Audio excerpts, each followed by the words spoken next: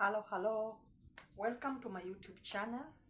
I'm Anne of Mothers Don't Tire Modoti channel. If you have not subscribed to Modoti, kindly subscribe and support me.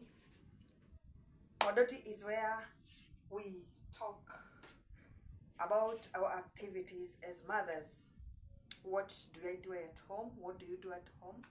How do we balance our careers? What are some of our challenges? We talk about our fears, our what ifs, everything that entails household, career, traveling, experiences, discoveries, anything that you do, and how you are always making sure that you improve yourself. So today I am here in my normal corner. This is the corner where I do things for personal improvement other than the day-to-day chores, other than my career, other than my normal businesses. I also have things that I do out of my own passion, my creativity corner, my creative corner. So the other time I showed you how I make yarns, how I yarn scarves, I make necklaces, I do a number of things. That is not what I want to talk about today. Today I want to talk about what else do I do. Right? This is relevant for any mother, even a stay-at-home mother, or even a career mother, or maybe on maternity. You are a career lady, you're on maternity, and sometimes it can be very, very lonely to be on maternity, especially if you stay in a neighborhood where, in an isolated neighborhood, So other than doing the day-to-day chores, other than taking care of the child, that is, for example, if you're on maternity and you remain with the child, or you are nursing a young child, people go to work, you're all alone, or just when you want to create that time, to just improve yourself. And there is an app, in our smartphones. It's called Duolingo. That is the one I use, Duolingo. So Duolingo, you can use to learn a number of languages for personal improvement, just for wanting to know some other language. It's always good to be, it's fun to be multilingual. Or you can learn another language without necessarily enrolling in a school, in a formal institution. You can download Duolingo from your Play Store and go through the process and then choose the language that you want to learn. Like, for example, me, I am learning Spanish in Duolingo, and I've made a number of progress, and right now I can speak Spanish, a bit of it.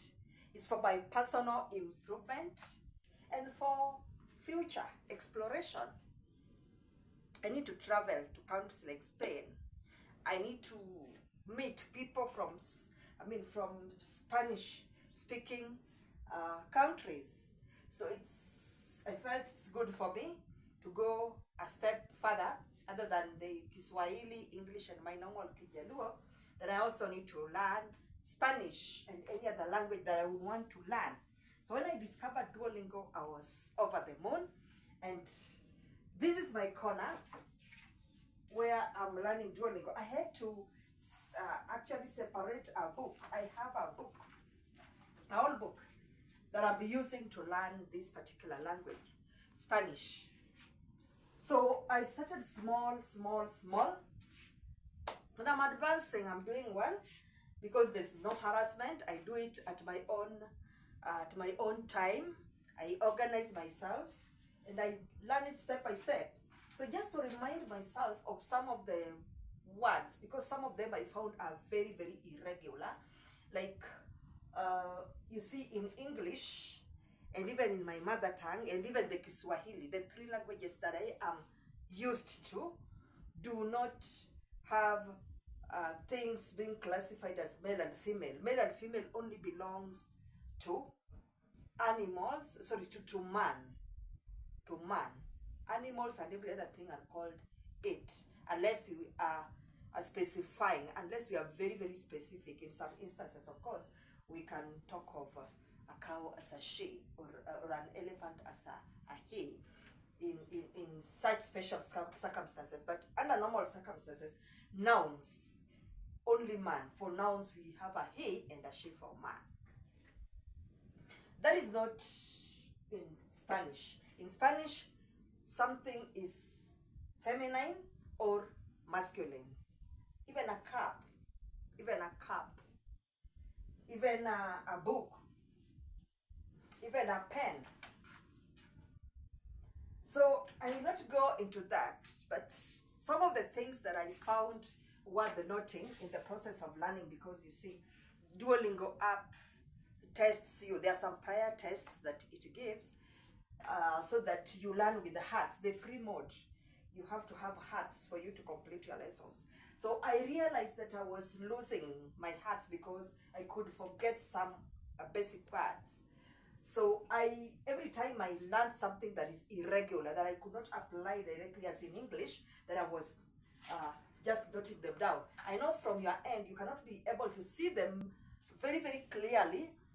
And even if you are seeing them, there is that mirror effect that is, of course, not giving you what you are able to read because of that inversion.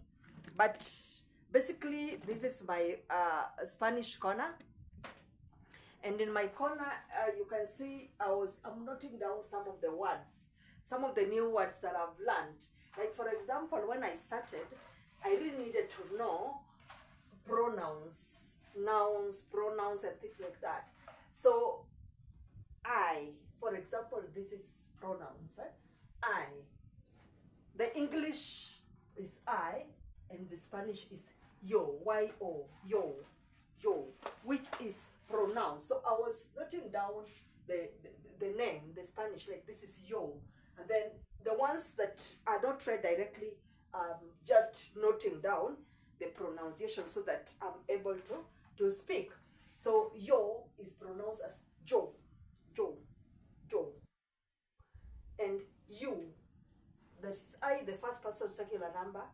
The second person singular number is you. You in Spanish is tú. T-U, tú. Is pronounced as tú. And it's a tú with some kind of a hyphen on top. And he is L.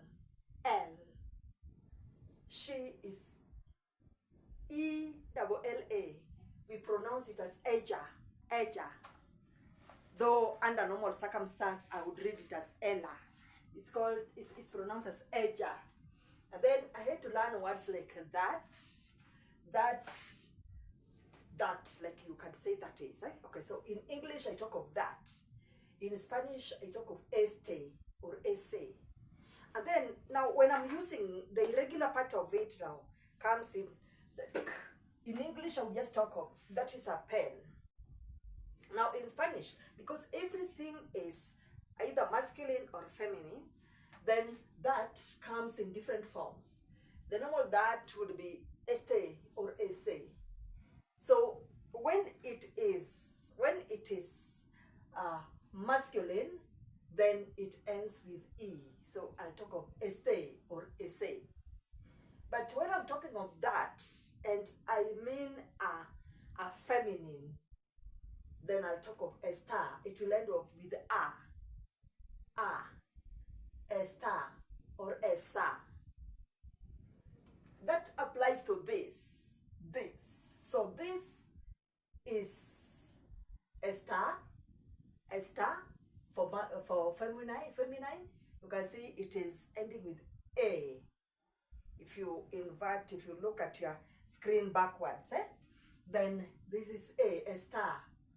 And if I mean masculine, then it is a store. So it ends with O. So those were very, very interesting things for me, and they kept on confusing me every time I had an exercise to do very, very fast, because some of the exercises for me to score and move to the next level with the app is quite interesting and fun. So sometimes there's a timeline so that I can earn more XP and more hearts. So I was noting them down so that I don't make many mistakes in my exercises. But I also noted something on the use of articles. There is the article are and an. So I noted it up there so that I also master it very fast from the word go. So if I'm speaking of feminine, like in Spanish, I'm a woman. Okay, so a woman in Spanish is mujer, written as mujer. That is the how is it's written mujer, but it's read as mujer. So because I'm feminine, and then a male in Spanish is called hombre, a man, for example, hombre. So if I am talking of a woman, then the indefinite article are of me as mujer is una mujer, a woman, una mujer, a woman. And if I am talking about a man, remember man is called hombre. So when I'm talking about a man, then I'll not use una, because now I'm talking of a masculine scenario. So the R of masculine is on. So R is omitted. So I'll talk of un hombre. Hombre is a man. R is on for masculine. Remember, mujer is a woman. A for feminine is una. So I'll talk of una mujer and un hombre. So I don't talk of una hombre, no. That is not right. So that was also quite interesting. I had to note it down so that every time I have to refer, so that I don't make many mistakes, somewhere where I can refer very, very fast, just on top of my table. Then I also noted something on the use of article there. Use of article there. In English, I'll just talk of the cat, the pan, the house, the girl, the boy. There is common. So in Spanish, that is not the case. Again, there is the feminine part and the masculine part. So when I'm talking of a man, I've told you a man is called hombre. Hombre, which is written hombre. You can read it as hombre. So it's read hombre. So if I'm talking of the man, then I'll talk of L. There for masculine is L. El hombre. That is a man. If I'm talking of a boy is called niño. So I'll talk of el niño. And when I'm talking of a girl, then the definite article there becomes la. So like if I am a woman, you see, the woman. I've told you woman is called mujer. So if I'm talking of the woman, then I will say la mujer, not al mujer. That is not right. Though they both mean the, but now I'll be talking of la mujer, not the mujer. And when I'm talking of a girl, is niña. Okay? I've told the boy is niño, girl is niña. So when I'm talking of the girl, then I'll not talk of el niña. That is not right. I'll talk of la niña. So there for feminine is la.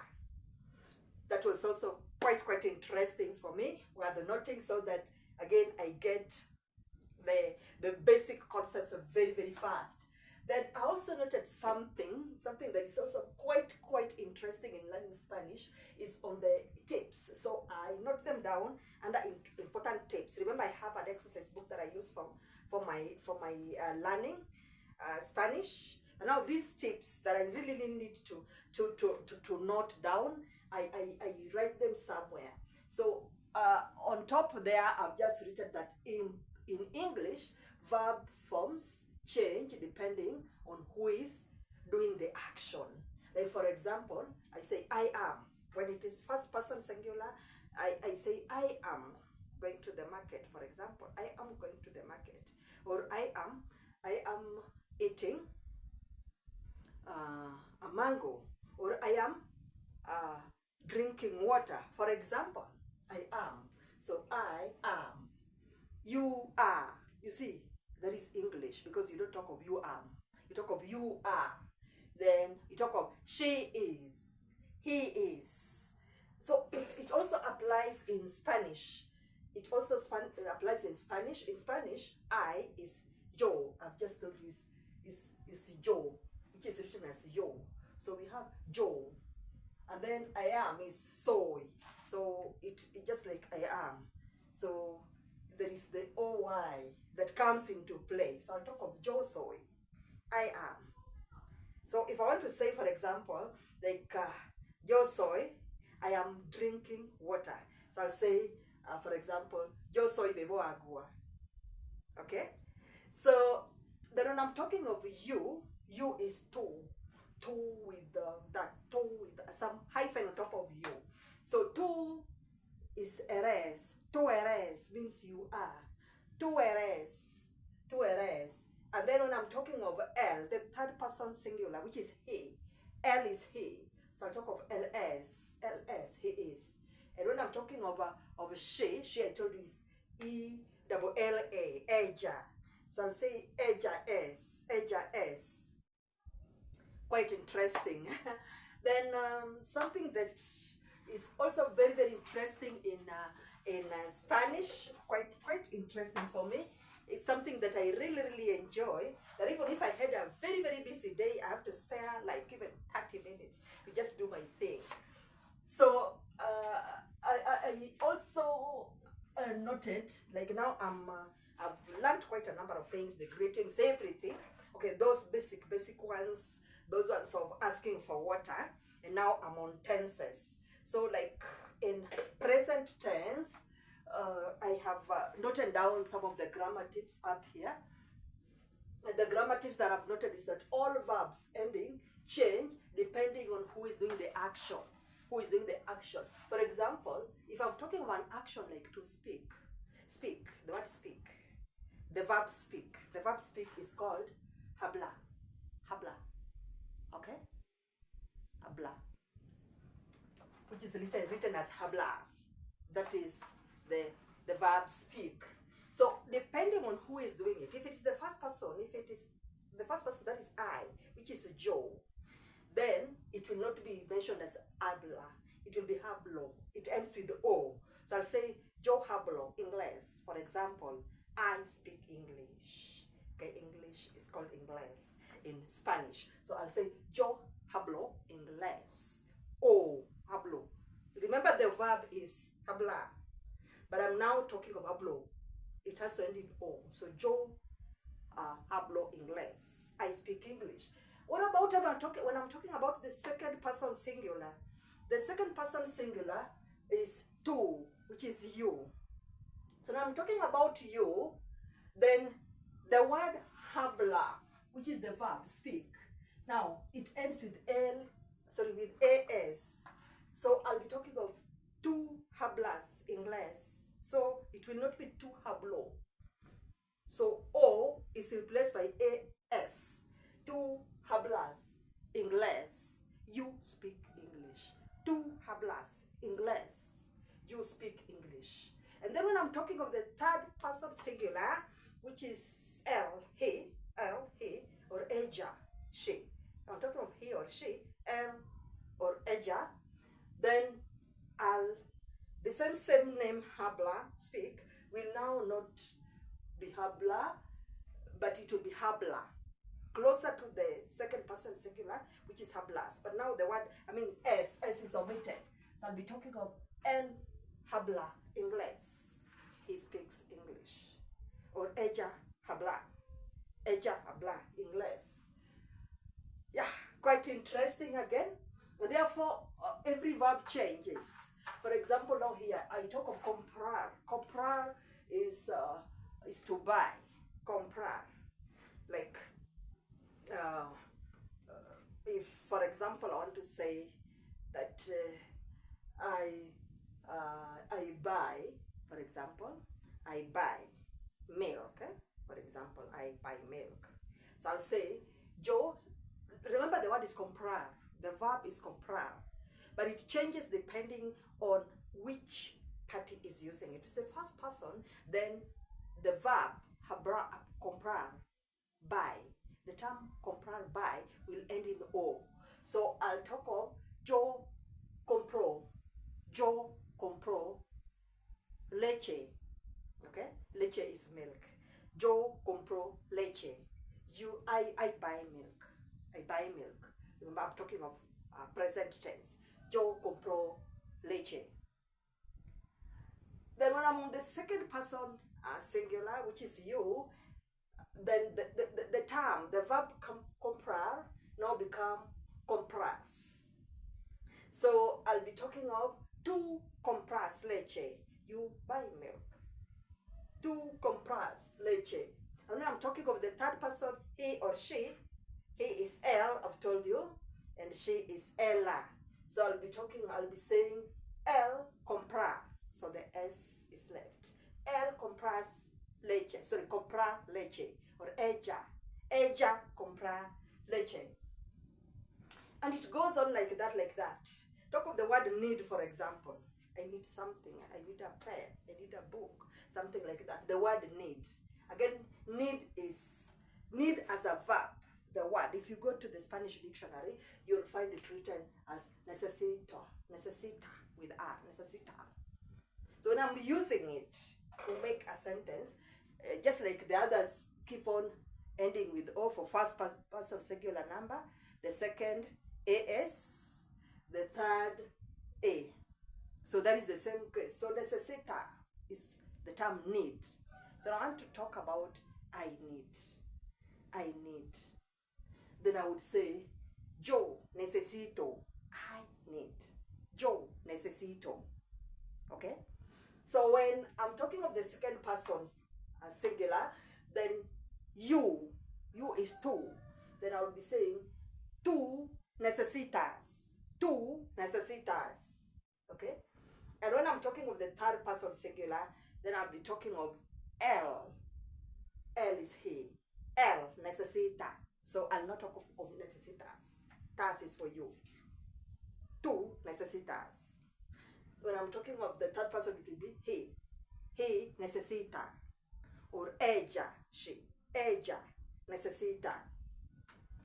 I am really enjoying this, and I really feel like it is something that you can also try out. You might not be interested in learning Spanish like I am interested in learning Spanish. You might be interested like in learning any other language. I find Duolingo app doing it so well that I wish you could join me. So there are some terms that also, though those ones I caught very fast. Sometimes, you see, there's some terms that just make you happy.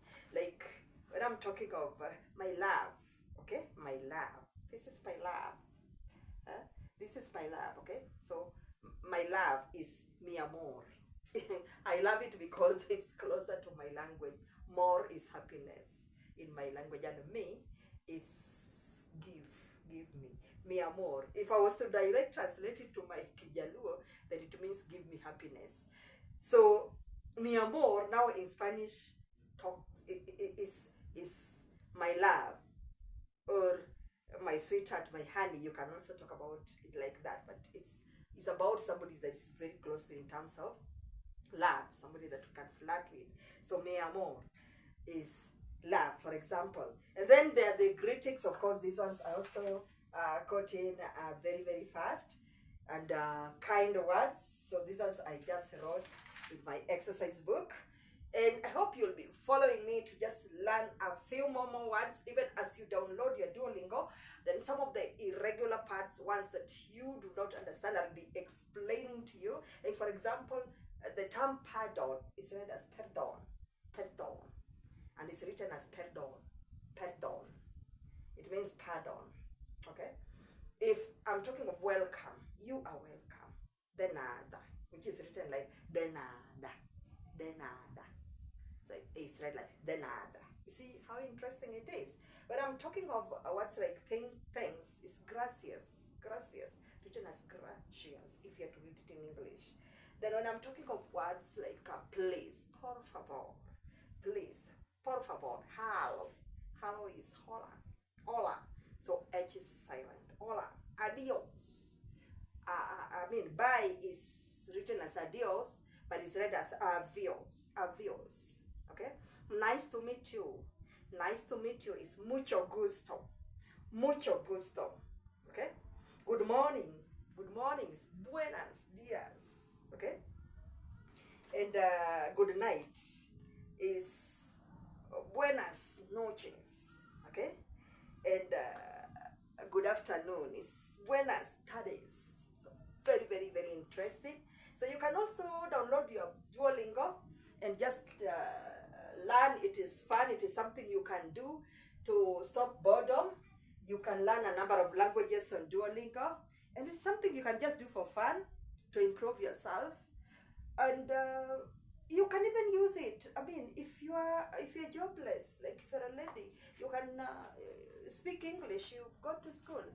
No, who does not want to learn a foreign language? You can do it, synthesize it very well, put it in a simpler term that somebody can follow, and you can even approach some of these private schools, private academies. I'm talking of Kenya scenario. And once you are good in that particular language, you are good in Spanish, you are good in French, you are good in Germany. Most of these private schools are looking for this language, these foreign language teachers. So if you've done it well and you understand it well, and now you can get a Spanish book and teach it, why not? You can teach it as preliminary level and make extra cash and also improve yourself. You can be a translator. There are so many opportunities that come with this, and even the happiness of just being multilingual. Like now, this will be a fourth language. That is so exciting. I'll be having a fourth language in my pouch. That will be my fourth language other than English, Kiswahili, Kijaluo that I am good at. Then I'll be having Spanish. After that, because I find it closer to French, I have some basics in French. I find it closer to French, though not very, very close, but there are certain things that they share in common. So I'm planning, if I finish this and I'm good at it now, then I'll do straight away and enroll for French, do French, and then I'll also do some Arabic. So if I'll be in a position to speak the bunch of foreign languages, I'm able to speak French, Spanish, and Arabic, and maybe a bit of Germany, then I think I'll be good to go. So I can crisscross nations. I can fly to most of these countries, and there'll not be language barrier, and it will be fun. It will be fun. You have to open your horizons. Mothers, let's wake up, open our horizons with the changing world. With the changing world, is so much changing world in terms of technology. My dear moms, there's so much that we can do to improve ourselves, and it is all fun. We can do it. Just sparing like 30 minutes a day is not quite so much, even if you had a young child. You can do it right at the comfort of your bed. You only need some small bundles, and then you just follow small by small, little by little, and then by the end of the day, imagine you'll be multilingual. Thank you so much for watching Modoti channel. This is where we talk about how to improve ourselves. We improve ourselves as mothers in terms of career. We share everything that we do so that somebody else can also see. I don't want you to be lonely at home. Kindly watch, subscribe, share. Talk about Duolingo to some of people in your circle. Look at it, see what you can do, and join us in just being multilingual and being able to crisscross the nations. The world is becoming one small, place to travel. So don't just die being somewhere. We need to travel. It starts with knowing the language of some people, wanting to know their culture. Then God will avail an opportunity. Of course, it comes. When you really, really want something, it comes. That bit I know. Thank you so much. Kindly subscribe to my YouTube channel, please. Support me. Dear moms, dear dads, brothers, sisters, kindly support me. Subscribe to my YouTube channel. This is not only for mothers, even our youths, even our children, even the men.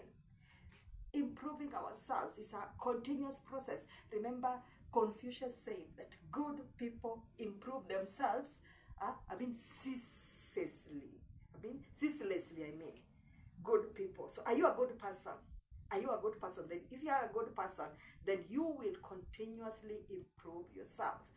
Learn a language, do something new, and just make the world a good place to live in. Thank you.